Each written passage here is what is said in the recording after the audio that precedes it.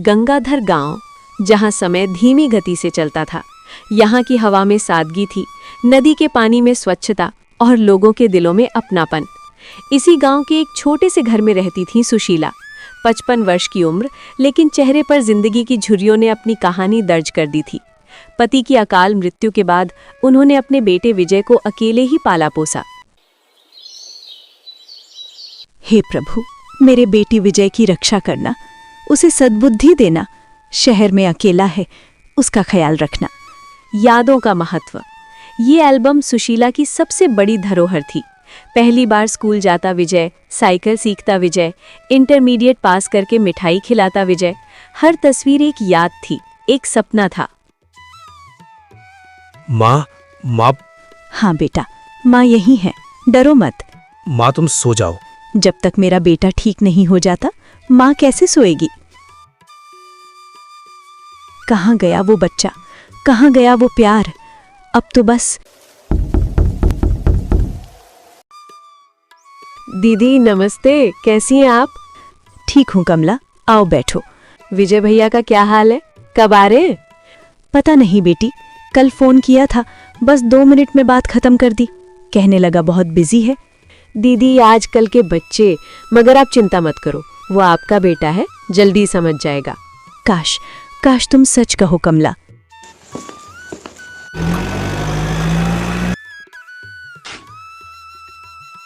कितना पिछड़ा गांव है, अभी तक यहाँ डामरीकरण नहीं हुआ और लोग वही पुराने ढर्रे पर जी रहे हैं। राहुल 10वीं में मेरे से ज्यादा मार्क्स लाता था, आज खेती कर रहा है। मैंने सही किया जो शहर चला गया। आ गया बेटा, आ गया मेरा लाल।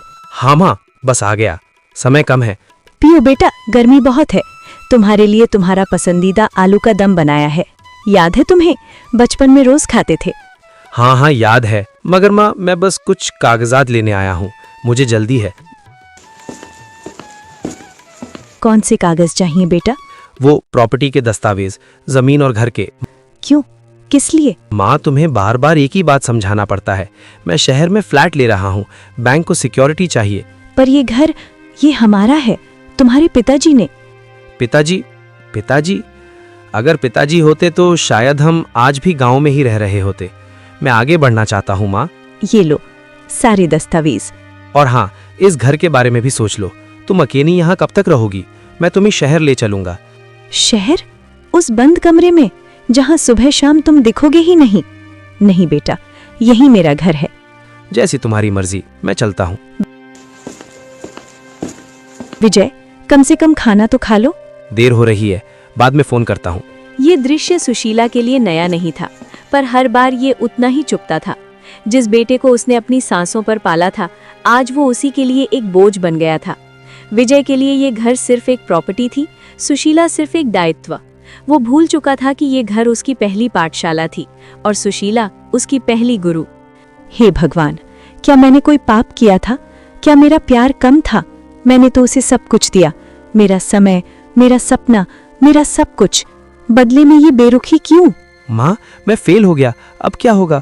शांत हो जाओ बेटा, एक परीक्षा जीवन नहीं है, तुम्हारी कोशिश महत्वपूर्ण है। फिर से पढ़ोगे और सफल होगे। पर पापा? तुम्हारे पापा तुम्हें प्यार करते थे, वे चाहते थे तुम खुश रहो। आओ, मैं तुम्हारे लिए तुम्हारा पसंदीदा हलवा बनाती हूँ। कहाँ गया वो बेटा, कहाँ गया वो माँ का लाडला? उसे तो मेरी याद भी नहीं आती, बस पैसे और दस्तावेज याद आते हैं। अचानक एक कोमल प्रकाश फैलता है, एक सफेद चमकती बकरी प्रकट होती है। उसकी आंखें इतनी गहरी हैं कि लगता है वे सब कुछ देख और समझ रही हैं।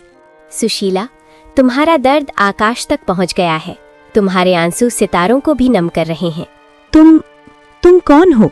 तुम कैसे बोल सकती हो? मैं माया हूँ। मैं उन हृदयों की भाषा समझती हूँ जो प्रेम से भरे हैं, पर उस प्रेम की गूंज सुन नहीं पाते। मैं इस जंगल, इस नदी, इस धरती की आत्मा हूँ। तुम्हारी पीड़ा मुझे स्पर्श कर गई। तुम मेरी बात जानती हो? मैं जानती हूँ कि तुमने कितने सपने देखे थे अपने बेटे के लिए। मैं जानती हूँ कि तुमने कितनी रातें जागकर उसकी पढ़ाई के लिए दिया। मैं जानती हूँ कि तुमने अपने सारी इच्छाएं दफन कर दी ताकि वो खिल सके। पर अब वो मुझे भूल गया है, मैं उसके लिए बोझ बन गई हूँ। नहीं सुशीला, वो भूला नहीं है, भटक गया है। वो भौतिकता के जंगल में अपनी भावनाओं का रास्ता भूल गया है। उसे वापस लाना है। कैसे? वो तो मेरी एक बात भी नहीं सुनता। मैं तुम्हें एक रास्ता दिखाऊंगी, पर ये सीधा नहीं है। इसमें तुम्हें भी साहस दिखाना होगा।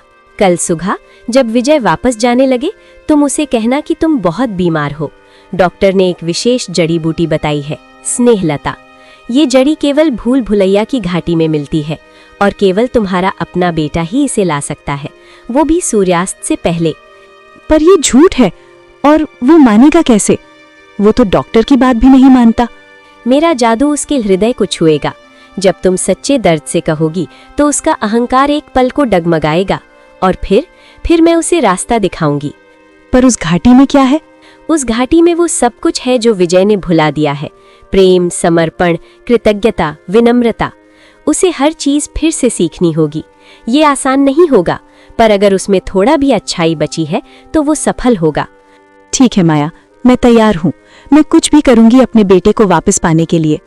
तुम्हारा साहस प्रशंसनीय है सुशीला। याद रखना, ये यात्रा सिर्फ विजय की नहीं, तुम्हारी भी है। तुम्हें भी उस पर विश्वास रखना होगा।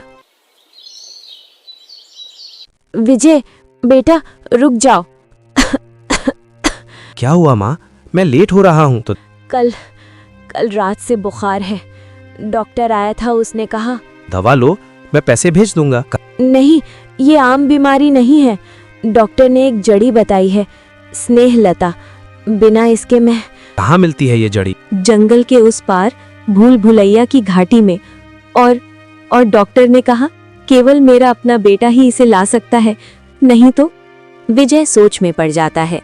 तभी माया वहां प्रकट होती है। वो विजय की ओर देखती है। उसकी आंखों में एक जादुई चमक है।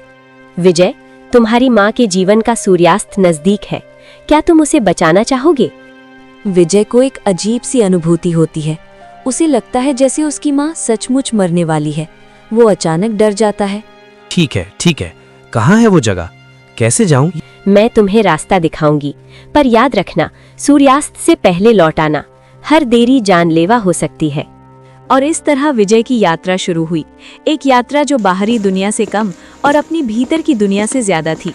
विजय सोच रहा था कि वो सिर्फ एक जड़ी लेने जा रहा है, लेकिन उसे पता नहीं था कि ये यात्रा उसके जीवन का सबसे बड़ा पाठ सिखाने वाली है। ये बकरी कितनी तेज चलती है और ये रास्ता कितना कठिन है। काश मैं यहाँ ना आता। थोड़ी दूर चलने पर एक नदी आती है। पुल पूरी तरह से टूटा हुआ है। ये क्या? अब कैसे पार करें? मैंने कहा था ना, ये सब बेकार है। वह इधर उधर देखता है। दूर एक बूढ़ा व्यक्ति लकड़ियां इकट्ठा कर रहा है। विजय उसके पास जाता है। ये पुल टूटा हुआ है, पार जाने का कोई रास्ता है? पुल? हाँ, टूट गया है पिछले मॉनसून में। तो अब क्या करें? मुझे जल्दी है। जल्दी, सबको जल्दी है। कोई रुककर मदद करने को तैयार नहीं। आप इसे अकेले नहीं बना पाएंगे, मदद चाहिए होगी। पहले सब मिलकर काम करते थे, अब हर कोई अपने में मगन है। मेरा बेटा भी शहर चला गया, 3 साल से नहीं आया। ये सुनकर विजय को झटका लगता है। ये तो उसकी ही कहानी है। मैं मदद कर सकता हूँ। चलो जल्दी बनाते तुम कहाँ से आ रहे हो बेटा? हैं। शहर से। मेरी माँ बीमार है, एक जड़ी लेने जा रहा हूँ। तुम्हारी माँ भाग्यशाली है कि तुम उसके लिए इतना कर रहे हो। मेरा बेटा, उसे तो फोन पर भी वक्त नहीं है। विजय शर्म से सिर झुका लेता है। वो ठीक वैसा ही है। ये पुल सिर्फ लकड़ी का नहीं है बेटा, ये रिश्तों का पुल है। जब रिश्ते टूटते हैं तो पुल भी टूट जाते हैं। पुल बन जाता है। विजय पार होता है। माया उसे देखकर मुस्कुराती है। पहला सबक, समुदाय और सहयोग। स्वार्थ से बड़ा है संवेदनशीलता। आगे चलकर रास्ता 2 हिस्सों में बंटता है। एक रास्ते पर पत्थर पर लिखा है सरल मार्ग, शीघ्र पहुंच। दूसरे पर कठिन मार्ग, सीधी राह। ये सही है, मुझे जल्दी है, इसी से चलते हैं। विजय, सावधान। आसान रास्ते में अक्सर भटकाव होता है। मैं जानता हूँ क्या करना है। मैं इतना बड़ा हो गया हूँ, मुझे सब आता है। वो आसान रास्ते पर चल पड़ता है। शुरू में रास्ता सपाट है, लेकिन जल्दी ही वो घुमावदार हो जाता है। विजय भटकने लगता है। ये कहाँ आ गया? सूरज ऊपर आ गया है, समय निकला जा रहा है। विजय, फाइनल एग्जाम के लिए कितनी मेहनत की है? मुझे मेहनत की क्या जरूरत, मैंने नकल के लिए सब तैयारी कर ली है, आसान रास्ता है। पर अगर पकड़े गए तो? मैं कभी नहीं पकड़ा जाऊंगा। सर, मेरा बेटा गलत रास्ते पर चल पड़ा है, कृपया उसे एक मौका दें। मैं वादा करती हूँ वो सुधर जाएगा। श्रीमती सुशीला, विजय ने आसान रास्ता चुना, अब उसे इसकी कीमत चुकानी होगी। मैंने फिर वही गलती की, आसान रास्ता, हमेशा आसान रास्ता। माँ ने कितनी बार कहा था, बेटा सच्ची सफलता कठिन रास्तों से आती है। दूसरा सबक, ईमानदारी और कठिन परिश्रम सीखा। यहाँ से आगे मैं नहीं जा सकती। ये पेड़, ये वृक्ष देव है, इसकी अनुमति लेनी होगी। एक पेड़ से अनुमति? ये क्या मजाक है? कौन है जो मेरे राज्य में अनुमति के बिना प्रवेश करना चाहता है? मैं विजय हूँ। मेरी माँ बीमार है, मुझे स्नेह लता चाहिए। हर कोई कुछ चाहता है, क्या तुम्हारे पास देने के लिए कुछ है? ये लो, मेरे पास बस यही है। एक छोटा सा फल, पर निस्वार्थ भाव से दिया गया। ठीक है, पर तुम्हें इंतजार करना होगा। इंतजार? कितना? जब तक ये फल अंकुरित ना हो जाए। ये तो असंभव है, एक सेब कुछ घंटों में अंकुरित नहीं हो सकता। तुम्हारे पास धैर्य नहीं है। तुम्हारी माँ ने तुम्हारे लिए कितने वर्षों तक धैर्य रखा? जब तुम बीमार पड़ते थे, जब तुम पढ़ाई में फेल होते थे, जब तुम नौकरी नहीं पाते थे, उसने कभी धैर्य नहीं खोया। माँ, तुमने मेरे लिए इतना कुछ सहा, मैं कुछ घंटों का इंतजार भी नहीं कर सकता। देखो, जब तुमने धैर्य और समर्पण सीखा तो प्रकृति ने भी तुम्हारी मदद की। जाओ विजय, आगे का रास्ता खुल गया है। तीसरा सबक, धैर्य और समर्पण सीखा। विजय घाटी में प्रवेश करता है। ये जगह रहस्यमयी है। हवा में फूलों की सुगंध है, बीच में एक चमकता पौधा है, स्नेहलता, पर उसके सामने एक विशाल पत्थर का दरवाजा है। वो शब्द बोलो जो तुमने सबसे ज्यादा भुला दिया है, वो शब्द जो तुम्हारी जड़ों से जोड़ता है। शब्द? कौन सा शब्द? कृपया, धन्यवाद, क्षमा करे। वह कई शब्द बोलता है, दरवाजा नहीं खुलता, सूरज डूबने लगता है, विजय हताश हो जाता है। मैं असफल हो गया, मैं माँ को बचा नहीं पाऊंगा। माँ। वो सोचने लगता है, अपना बचपन याद करता है, अपनी माँ को याद करता है। पहली बार उसे एहसास होता है कि उसने कितना कुछ खो दिया है। माँ, मेरी माँ, मैं तुम्हें कितना चाहता हूँ, मैं तुम्हारा बेटा हूँ, तुम्हारा विजय। जैसे ही माँ शब्द उसकी जुबान पर आता है, दरवाजा धीरे धीरे खुलने लगता है। विजय चकित रह जाता है। ही था वो शब्द, मैंने अपनी माँ को माँ कहना भी भुला दिया था। उसे सिर्फ वो या अपनी माँ कहता था। ये सिर्फ एक जड़ी नहीं थी, ये प्रेम का प्रतीक था। जैसे ही विजय ने उसे छुआ, उसे अपने पूरे जीवन की फिल्म दिखाई दी। माँ का प्यार, माँ का त्याग, माँ की चिंता, सब कुछ। माँ, मैं माफी चाहता हूँ, मैं नासमझ था, मैं स्वार्थी था, मुझे माफ कर दो। उठो विजय, अब समय रोने का नहीं, सुधरने का है। तुम्हारी माँ तुम्हारी प्रतीक्षा कर रही है। अब मुझे जल्दी जाना है, मेरी माँ मेरी राह देख रही होगी। याद रखना विजय, जड़ें मजबूत रखना। लौट आए बेटा, जड़ी मिल गई? हाँ, मिल गई, और कुछ और भी मिल गया जो मैं खो चुका था। यही तो यात्रा का उद्देश्य है। जाओ, जल्दी जाओ, तुम्हारी माँ तुम्हारी प्रतीक्षा कर रही होगी। हे भगवान, उसे कुछ न हो गया हो, मैंने गलत किया उसे भेजकर।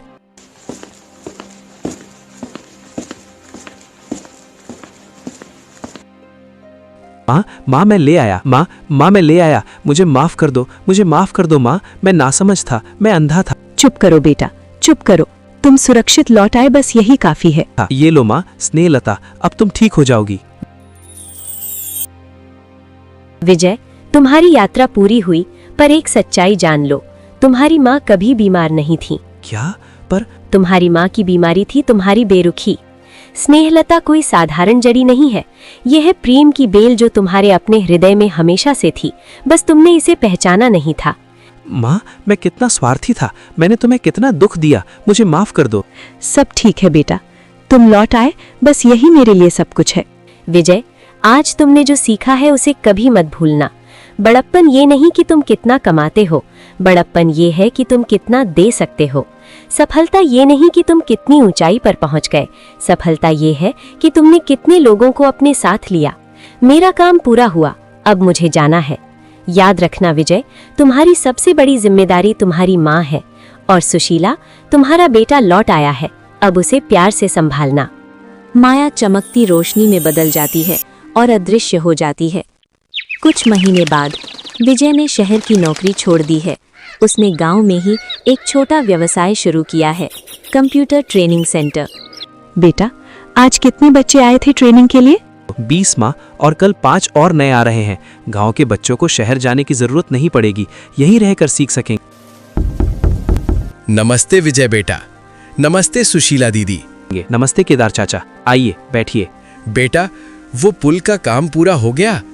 पूरा गांव मिलकर बना रहा है, तुम्हारी प्रेरणा से। मैंने क्या किया चाचा, सब आप लोगों का योगदान है। मेरा बेटा सचमुच बड़ा हो गया है। नहीं माँ, अब पता चला है कि बड़प्पन क्या होता है, और ये सब आपकी वजह से है। माँ, एक बात बताओ, क्या माया सचमुच थी या सब सपना था? बेटा, जब प्रेम सच्चा होता है तो पूरी कायनात मिलकर उसे बचाने आ जाती है। माया थी या नहीं, पर उसने तुम्हें वापस तो ला ही दिया। दोस्तों, ये कहानी सिर्फ विजय और सुशीला की नहीं है, ये हम सब की कहानी है। आज की भाग दौड़ भरी जिंदगी में हम अक्सर भूल जाते हैं कि हमारी सबसे बड़ी जिम्मेदारी हमारे माता पिता हैं। हम शहरों की ऊंची इमारतों में रहते हैं, पर भूल जाते हैं कि हमारी असल नींव गांव के उस छोटे से घर में है। हम नौकरियों में इतने व्यस्त हो जाते हैं कि माँ बाप का फोन भी नहीं उठाते।